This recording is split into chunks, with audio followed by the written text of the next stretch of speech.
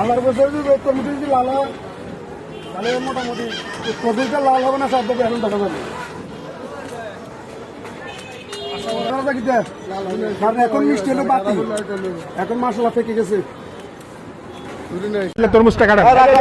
আচ্ছা দর্শক, উনি কিন্তু তরমুজটা কাটছে আর ওনার সাথে আমার কথা হচ্ছে, যদি লাল এবং রোয়া হয় তাহলে আমি তরমুজটা নিব, না হলে কিন্তু নিব।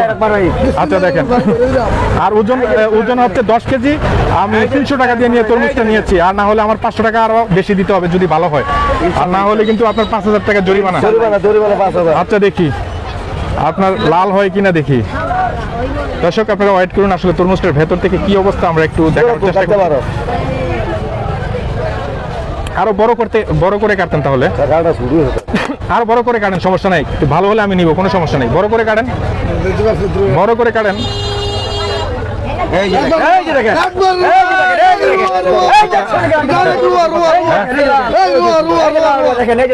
আচ্ছা আচ্ছা শুনেন, এটা দর্শক আসলে আমি হেরে গেছি ওনার কাছে, ওনার 5000 টাকা জরিমানা দেওয়া লাগবে না। আপনি কি ভয় পাইছেন জরিমানা?